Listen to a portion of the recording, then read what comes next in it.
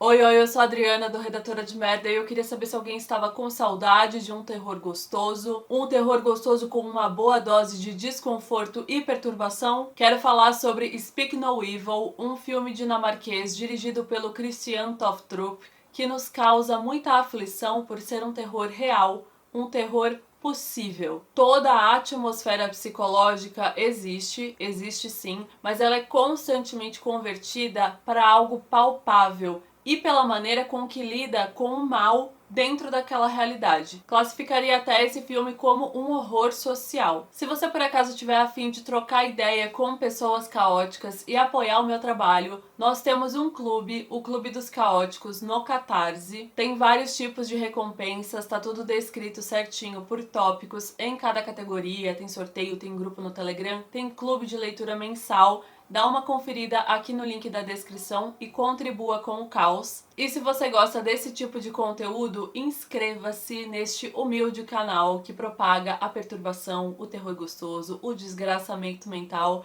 Deixa um like no vídeo que isso me ajuda muito no YouTube e pode me acompanhar nas redes sociais que é @drichek em qualquer uma delas. Todas as informações sobre o filme e detalhes que eu citar aqui no vídeo estarão na descrição. Tem um guia também na minutagem para facilitar. E vamos ao enredo. Durante as férias em Toscana, na Itália, uma família dinamarquesa, composta ali pelo casal Bjorn e Louise, que são interpretados por Morten Burian e Sissel Sienkok, e a Agnes, que é a filha deles, então essa é a família dinamarquesa, conhece uma família holandesa, também um trio, pai, mãe e um filho. O casal Patrick e Karen, interpretados por Fedja Van Hout e Karine Smulders, e o filho deles, que é o Abel. A gente percebe que existe uma diferença de comportamento da família dinamarquesa, que é mais reservada, mais comedida, moderada, eles são demasiadamente educados, enquanto os holandeses aqui em questão, eles são mais sanguíneos, eles são acolhedores, calorosos. Acho que não chega a ser o caso, mas a gente poderia fazer quase que um paralelo da introspecção e da extroversão. E aí rola uma curiosidade, uma simpatia, até por conta dessa diferença mesmo, meio que rola uma admiração. E eles começam a fazer os rolês da viagem juntos, unindo as famílias e se divertindo. As férias chegam ao fim, beleza, e aí um tempo depois chega um cartão postal. O casal holandês convidando o casal dinamarquês, a família, para uma visita na casa de campo deles. Uma nova viagem nesse momento não estava programada. Eles relutam um pouco, conversam sobre isso e eles fazem aquele exercício de topar. Sabe aquele famigerado, vamos amiga, vai ser legal, quem nunca? As duas famílias têm filhos pequenos que parecem se dar bem, inclusive isso é mencionado no cartão postal. Então eles acham que seria indelicado recusar o convite. Eles estão conversando sobre isso num jantar com outros amigos e um deles até diz qual é a pior coisa que pode acontecer. Eles falam que são poucas horas de viagem de carro e então planejam essa ida à Holanda. Os holandeses recebem os dinamarqueses para o fim de semana prolongado no campo. E é tudo muito enérgico, animado da parte deles. Bebida vai, bebida vem, os visitantes vão se soltando mais, mas as coisas vão mudando à medida que os anfitriões testam cada vez mais os limites de seus hóspedes. Os dinamarqueses se encontram presos em sua própria polidez, permissividade e passividade. Essa passividade é o ponto central, não é nem ponto central, é o pilar dessa narrativa, tanto no aspecto de comportamento, de personalidade, quanto no aspecto cultural. Eu enxergo mesmo como uma sátira com relação a isso, aos costumes de uma determinada classe, uma classe média, essa postura de status, uma cortesia, uma aceitação exacerbada, e é preciso, da parte do espectador, fazer essa concessão da passividade, porque tudo no filme é baseado nisso. Como o próprio título do filme evoca, Speak No Evil, numa tradução literal para o português, não fale mal, e é justamente isso de não falar nada contra, não rebater, não revidar, não negar nada. Um exemplo bastante nítido é que a Louise é vegetariana e sempre que oferecem carne para ela, ela aceita porque ela não consegue dizer não. Há uma permissão tão grande que entra o nosso desconforto diante do desconforto deles, do desconforto do outro. E o filme quer fazer isso. E nessa você pode se perguntar, tá, mas o que pode acontecer disso? Parece um drama, por que esse filme tá classificado como terror? Não é terror, não dá medo, por que isso, por que aquilo? Todo aquele papo que a gente já conhece muito bem. O terror de Speak No Evil está nessa palpabilidade, nessa materialidade da angústia que sentimos pelo que pode acontecer. Está no comportamento humano e por isso que eu mencionei que eu classificaria como um horror social. Ele transcende o que a gente costuma chamar aqui nesse canal de momentos antes da merda acontecer, porque o incômodo, ele é constante. Desde o seu iniciozinho, uma sensação estranha que você não sabe explicar muito bem porque ele é desconfortável de forma geral. Um filme que flutua entre o excêntrico, o esquisito e o sinistro. O elenco é excelente, a construção como um todo eu gostei demais e a trilha sonora ela também trabalha muito bem a tensão para além do que se pode ver. A direção do Christian Tofstrup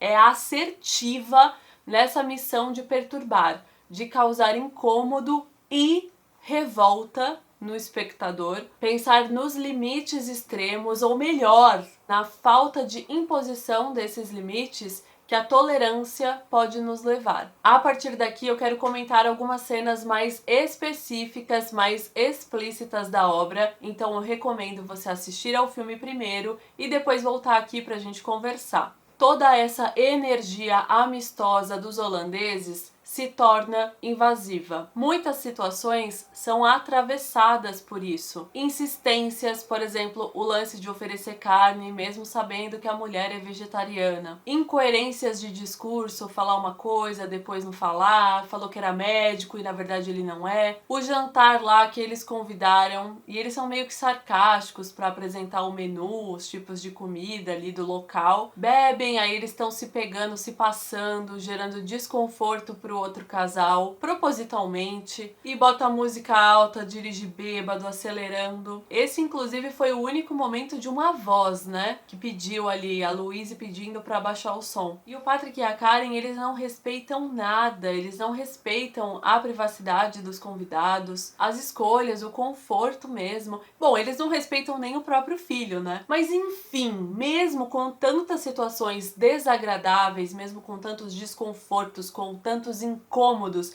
o Bjorn e a Louise, eles não têm autoridade. Eles não falam nada, eles não dão uma retrucadinha. Parece que eles assistiram aquele filme do Jim Carrey, que chama Sim Senhor, e levaram ao pé da letra. Gente, eu sou o completo oposto disso. A minha primeira reação pra tudo, pra qualquer coisinha, é dizer não. Então, cara, ele já me perderia lá naquele começo da piscina.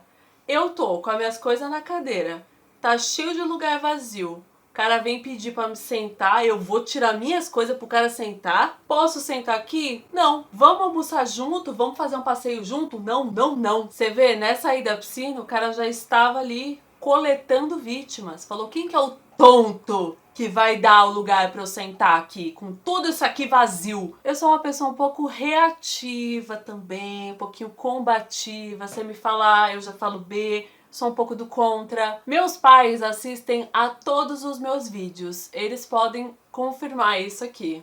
Né, pai? Eu não sou brincadeira, não. Então por que eu tô falando isso? Porque talvez tenha sido a mesma impressão aí pra você.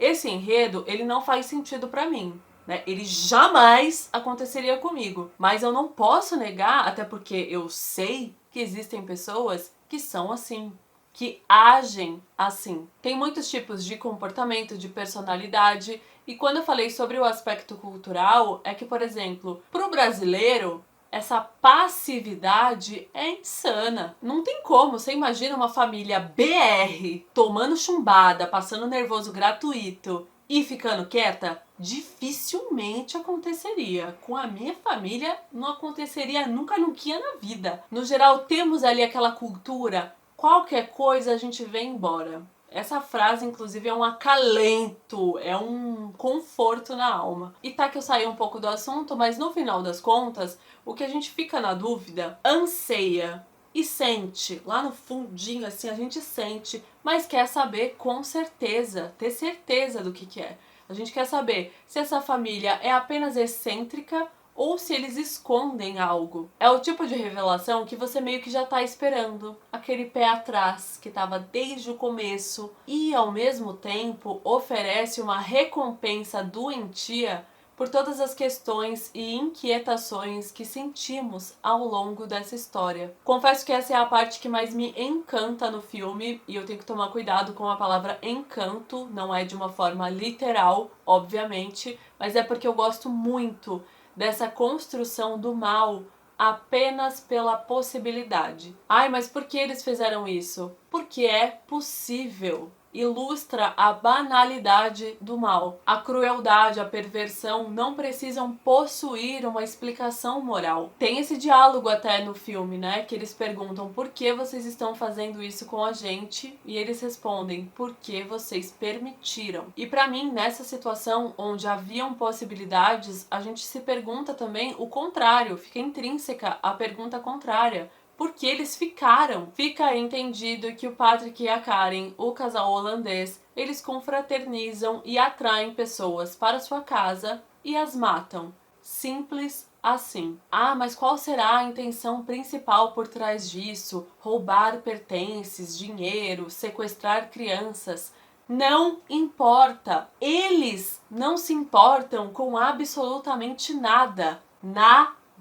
Pelas tantas fotos dos murais, a gente meio que entende que eles capturam crianças e ficam com elas ali como se fossem seus filhos. Não estão nem aí pra nenhuma delas, tanto faz se elas tentam se matar, se elas choram. Não importa. Uma porção delas que tem suas línguas cortadas para potencializar o trauma, porque não bastando o sequestro, o sumiço repentino dos pais, essas crianças têm suas línguas removidas de uma forma brutal, horrorosa, para serem impossibilitadas de falar. A impossibilidade da fala, da comunicação, da expressão, para torná-las o quê?